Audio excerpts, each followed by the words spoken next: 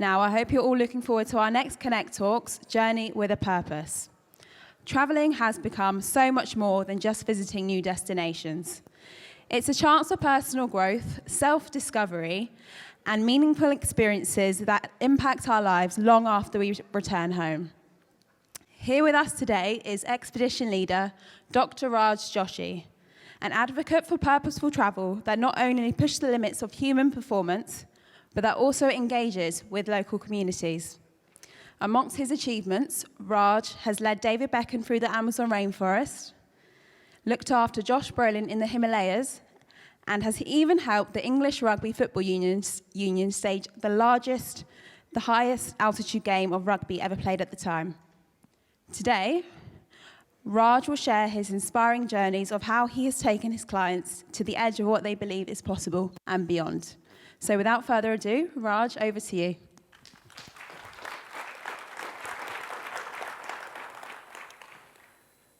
Ladies and gentlemen, thank you for the welcome.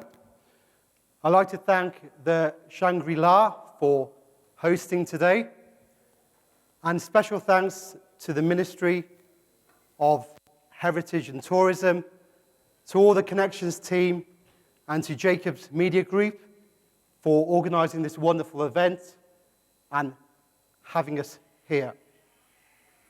Thank you, Alicia, for your kind introduction. Alicia mentioned I'm an expedition leader. I've worked as an expedition leader for over 20 years. I've been privileged to have led individuals and organisations throughout the world, on every continent, and in differing terrains and environments. So I lead expeditions. But what is an expedition?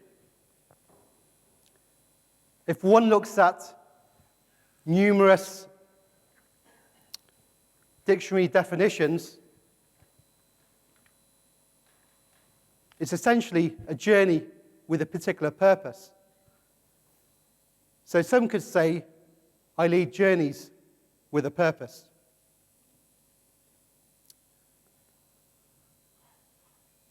I'm also a doctor. The medical profession is supposedly known to help people. I believe we in the travel industry have power to greatly help people too, in so many different ways. And we're in a fortunate position to do so. I'll talk a little more about that a little later on, but first, I want to show you all a very brief film of a collection from some of my team's expeditions, or journeys with different purposes. It'll give you more of a flavour of what myself and the Adventure Boutique are all about. Let me tell you what I have done in this world.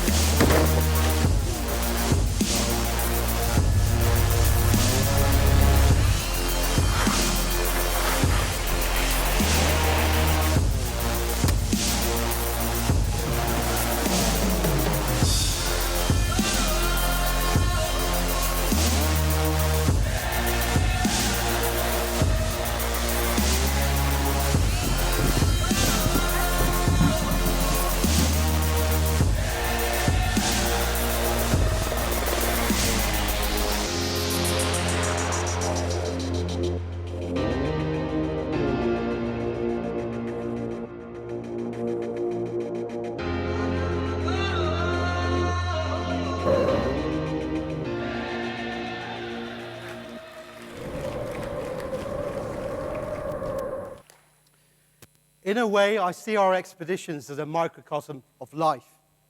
After all, life is a great journey. And like expeditions, in life, you need a purpose throughout that journey. I think to have a fulfilling life, one needs meaningful purpose. From the film, you may have gathered that we have an adventure element. Adventure and challenge are part of our ethos. It's through the adventures how we develop that challenge.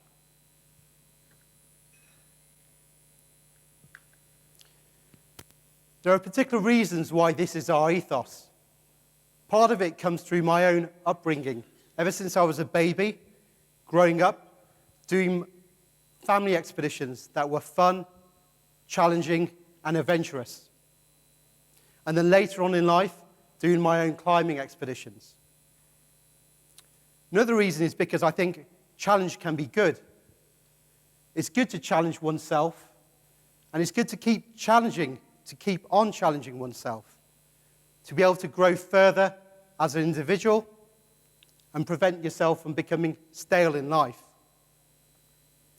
Challenge can have many wide-ranging benefits. It's really nice over the years for my clients to feed back, and what's special is how they feed back on the positive transformation they underwent through one of the journeys. For them, it's not just a short term.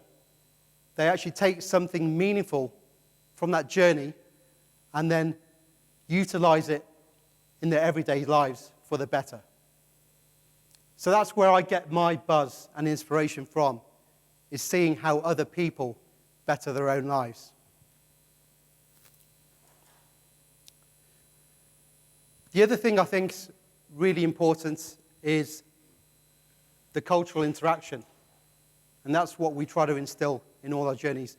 The cultural interaction where we gain a better understanding of each other.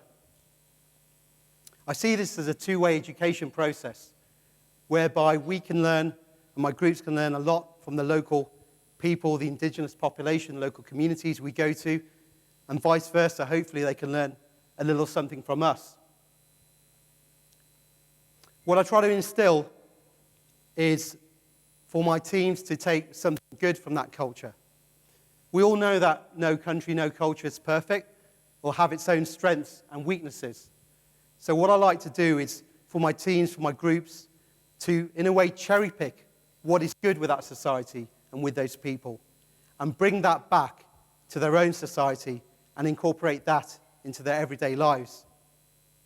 And this way, if we keep chipping away, we can try to create that utopia. The other reason why that cultural interaction is so important to develop that respect and understanding is, unfortunately, in the world at the moment, we see far too many people being killed, people shooting one another, dropping bombs on one another. And I guarantee you that some of these people who are trying to kill each other have probably never spent just 5 minutes in the same room chatting and learning about the other person.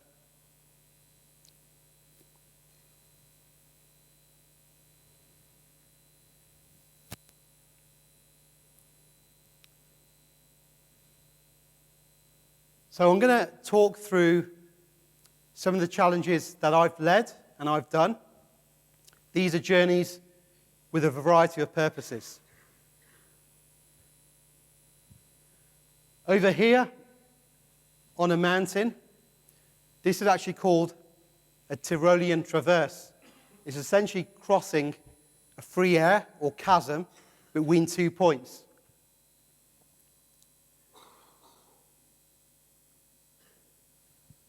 So this is the highest mountain in West Papua.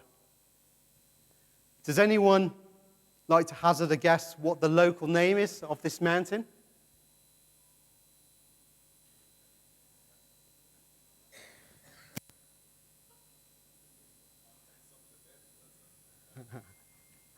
I wouldn't expect him to get it, but it's called Punkak Jaya. It's just over 4,500 meters, and it's one of the wildest expeditions I've been on. There are all sorts of challenges in actually trying to do this expedition. So this wasn't even the climbing stage. This was just actually trying to find the mountain to start climbing. You can see the foothold just down to the left, just there. across the rock. You can reach across with your left foot.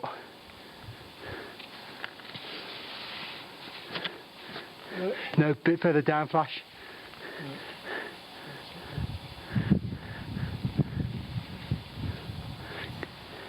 Okay. It's, if you carry your left foot down further.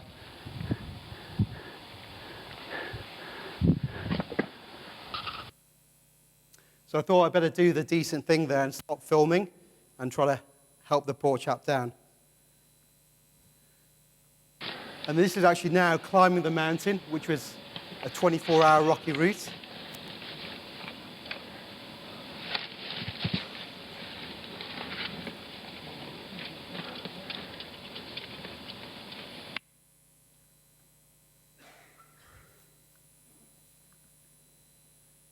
And this is a little glimpse of the Tyrolean Traverse a little closer up.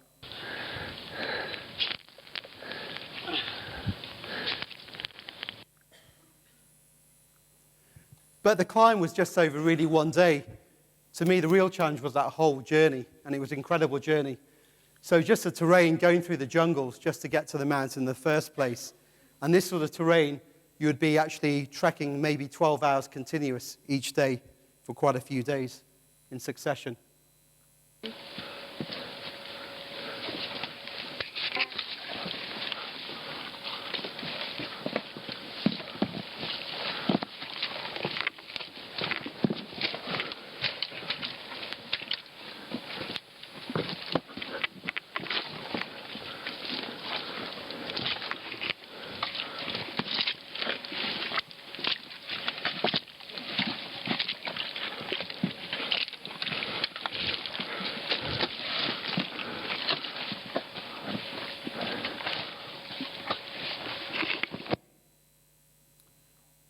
And then there's other hazards. So when you think you're safe, you're setting up camp. To me, this lesson learned is never switch off. Always have situational awareness about you. So this was, the place was laid with booby traps. Local hunters were trying to trap animals, had a simple tripwire system, but if you tripped it, you'll get a nice stake going through your leg.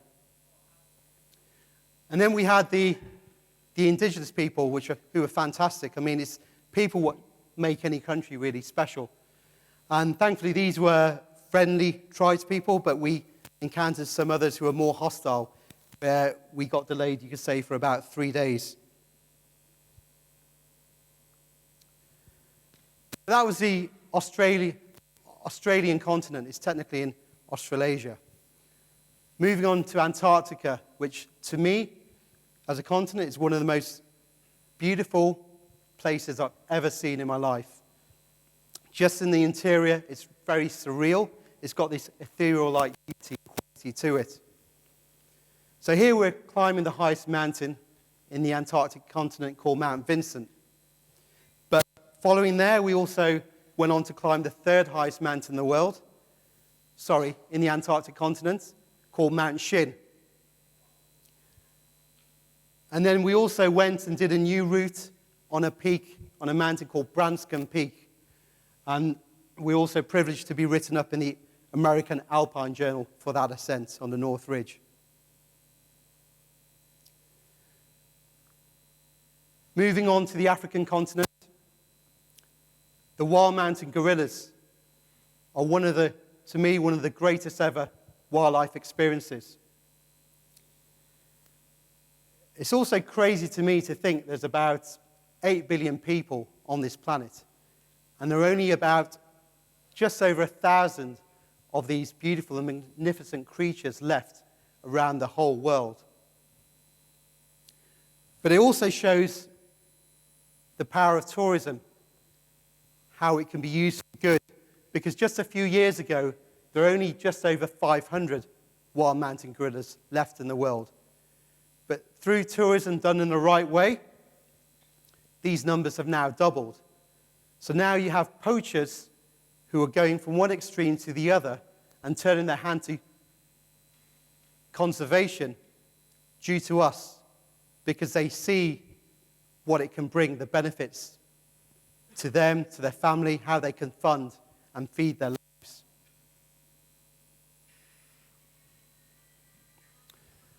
In the African continent, again in East Africa, Mount Kilimanjaro. So I was privileged to have led a BBC expedition on there, and the team, just through that one expedition alone, in those few days, raised over $4.2 million, which have been used to fight malaria in East Africa.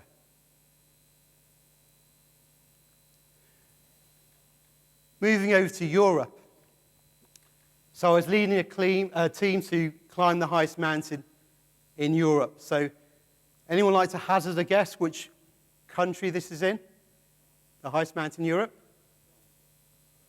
I had France over here. So France has the highest mountain in Western Europe, but the gentleman's corrected himself and said Russia. So that's correct. So it's Mount Elbrus in the Caucasus in Russia. It's the highest mountain in Europe.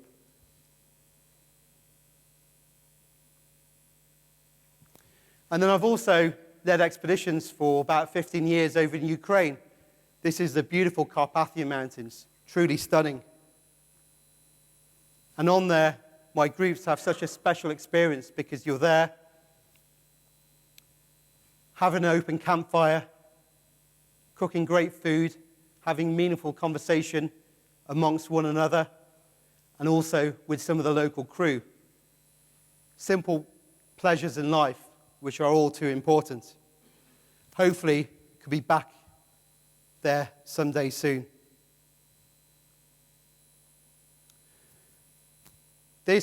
Now we're moving to South America. So this was another BBC expedition I had the fortune of leading with a famous footballer, but going through the Amazon jungle. But to me, what was really special were the people, especially visiting the Yanomami tribe. We had to get special permission from their spokesperson, who's viewed as a chief, because we don't like to impose ourselves on others, so we came with their blessing. And then we had to get permission from the Brazilian government to head over where few have gone. So much so that these people have never even heard of football. But what was, again, the purpose, part of the purpose with this expedition, it helped raise awareness of the plight of the Yanomami, who are going through some challenging times themselves. Then moving on to the North American continent, I was leading an expedition to climb the highest mountain in North America. Anyone know which state in USA this mountain is in? Who said Alaska? Well done. A gift to that man, please. So,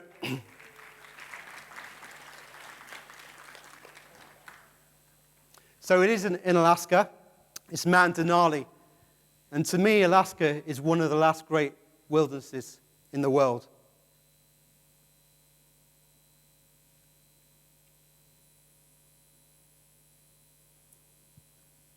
Now moving on to Asia. Anyone has a guess where this could be? Nepal? Anyone else? Pardon? Qatar? Anyone else? Who said Oman? A gift for that man, please.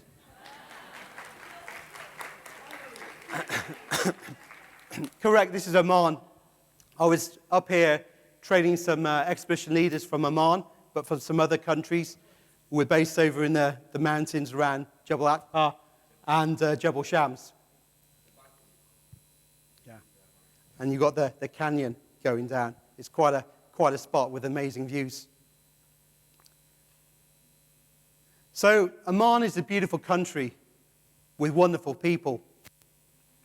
There is an Arabic institute in Muscat who's looked into the values of the Omani people.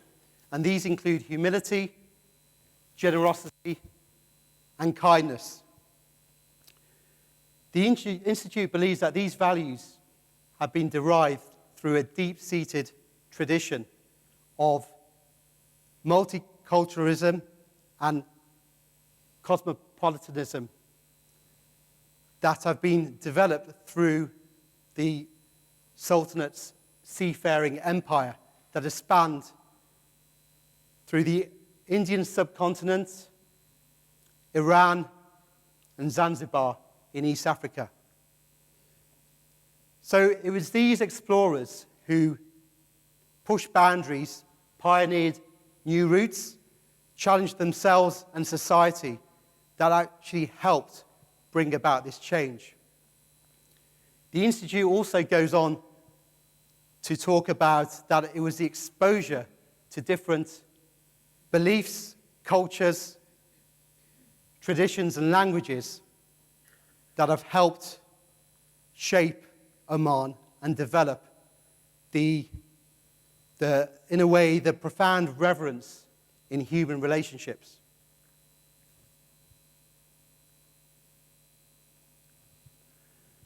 Again in Asia, anyone like to tell Nepal and the mountain? Someone said. Everest, a gift for that lady over there, please.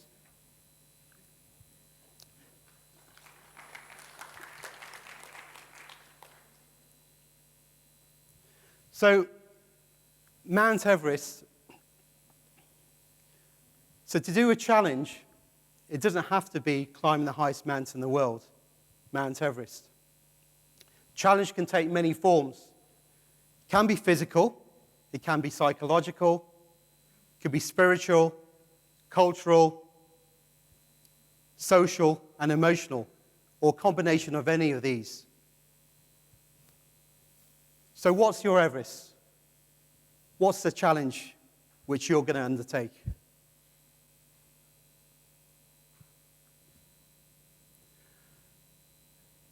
I'm just going to tell you about another journey which started off in the UK from a doctor in the UK who contacted me and asked me if I can help this hospital in the middle of nowhere in Sierra Leone in West Africa. Him and his students were trying to help this hospital. So I went over to the hospital to do a recce and put both my medical hat on and my travel industry hat on, and actually thought I could probably have a greater effect through the travel industry. So what I did after that was did a recce around the country and designed an expedition to climb the highest mountain in Sierra Leone, which is called Mount Bintamani, 1,950 meters. The mountain itself is not difficult at all. It's actually quite easy to climb. But the journey to get there can be challenging and quite incredible. Because you've got to span throughout the country, going from west to east, have to go through 3 different tribal lands, negotiating with 3 different tribal chiefs, and again, not imposing yourself, so if one of them says you can't go, you can't go. And then going through the beautiful jungles of Sierra Leone before reaching the mountain. So through this, been leading expeditions where the groups will come, but everything was done in a subtle way, because I don't say to the groups, can you support the hospital? I just take them along the journey where actually we stay at the hospital during that journey.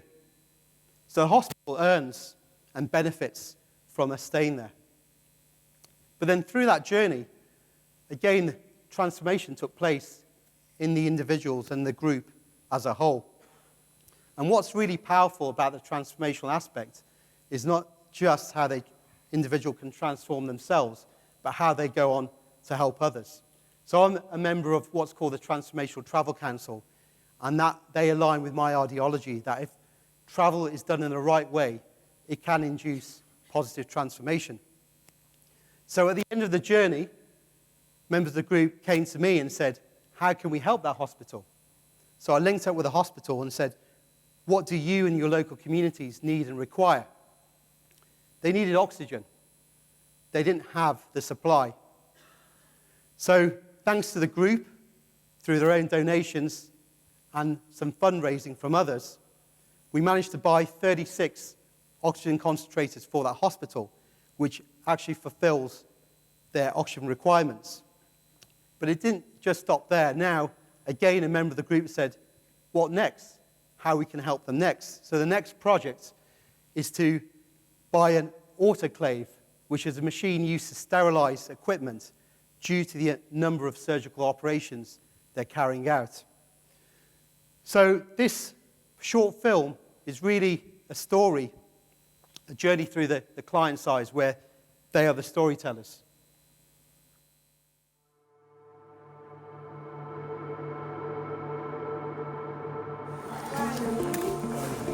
Hello, doggies. The part that will always live with me is actually going to Masanga Hospital and each of us giving blood, and my blood being used only 1 hour after I'd given it to help a 3-year-old boy who'd come into the hospital with severe malaria.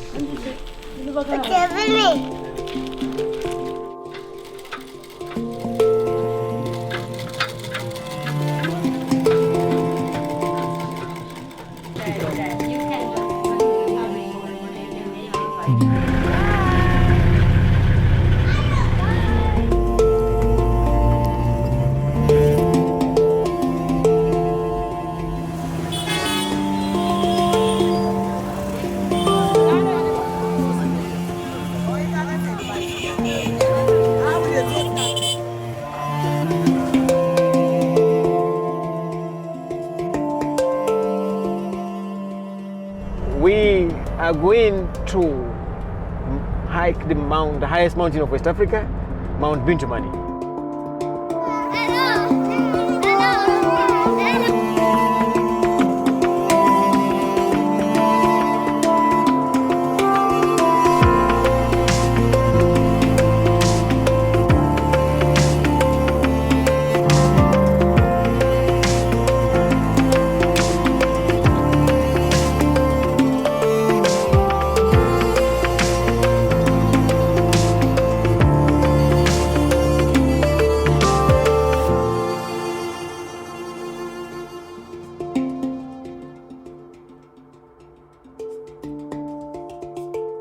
And it reminds me of what the Buddhists say about happiness.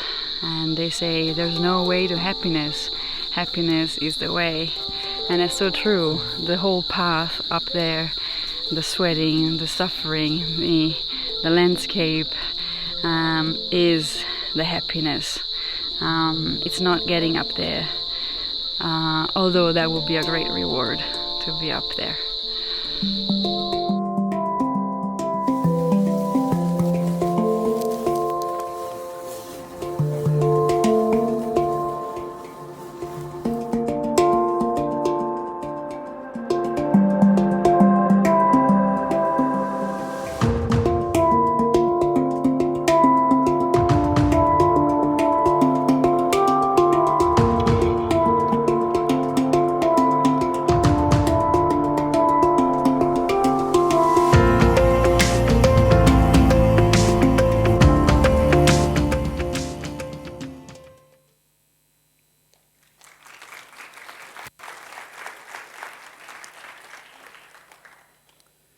So I'm going to leave you with a verse from a poem.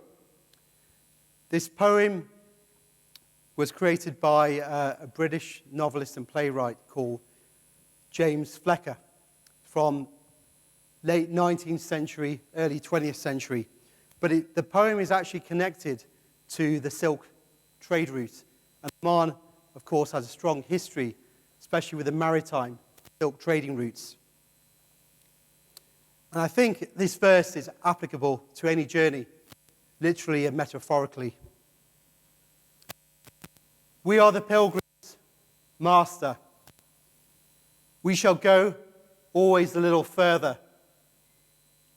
It may be beyond that blue mountain barred with snow, across that angry or glimmering sea. So, ladies and gentlemen, go always a little further, whether it's for yourselves, your clients, your staff, your friends and family, or strangers you may encounter. Thank you very much.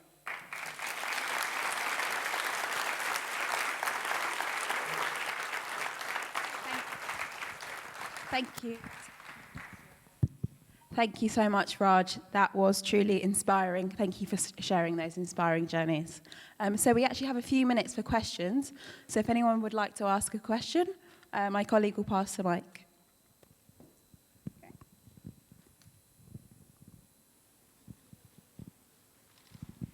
Typically, how long are your expeditions? They can range from 1 day up to 2.5 months. Yeah, so an expedition can be anything, it's all relative. It could simply be going for a walk in the park.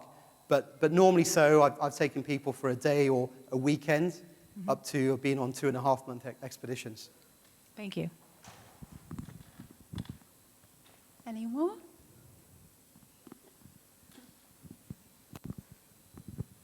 What's your next Everest? I've got a few things. In fact, I'm going back to the Himalaya this month, later on in March, to lead a trek to the Langtang region of Nepal. So I'm sure you're all aware of the horrendous earthquake which hit Nepal in 2015. So I was actually part of an Everest expedition at that time as well when we were hit. And then I stayed on for about a month for disaster relief operations. So it was a magnitude of 7.8 and then 7.3, almost 10,000 people lost their lives in Nepal. And that area, Langtang, was quite horrendous what happened, because after the earthquake, part of the mountain above this village, Langtang village, actually came off and obliterated the village. So I think about 243 people died in an instant, all the local people who were in the village at the time, the tourists. And they recently have rebuilt that village.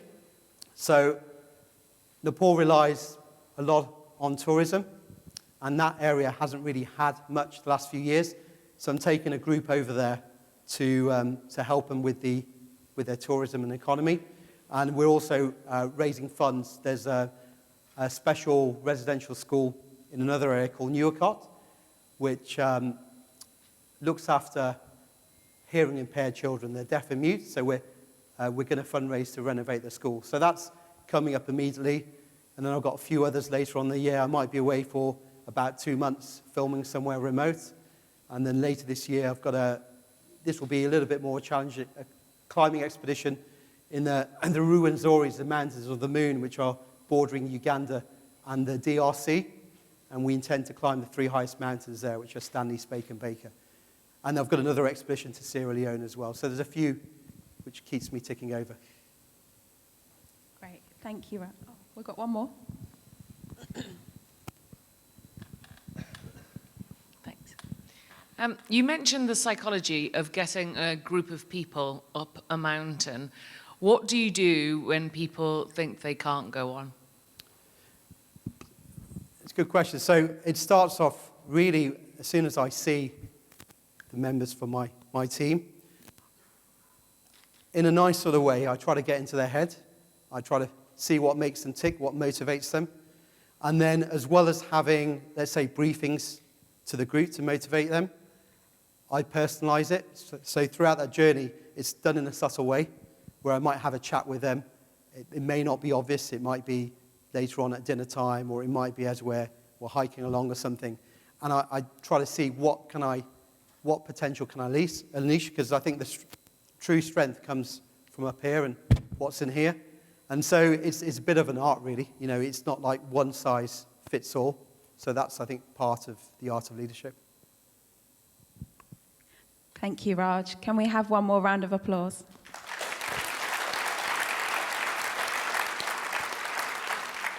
So, before we head out, I'd like to give a special shout out and recognition to International Women's Day this week. Thank you, ladies, for all of your wonderful dedication and passion you all bring to the travel industry. Can we get a round of applause?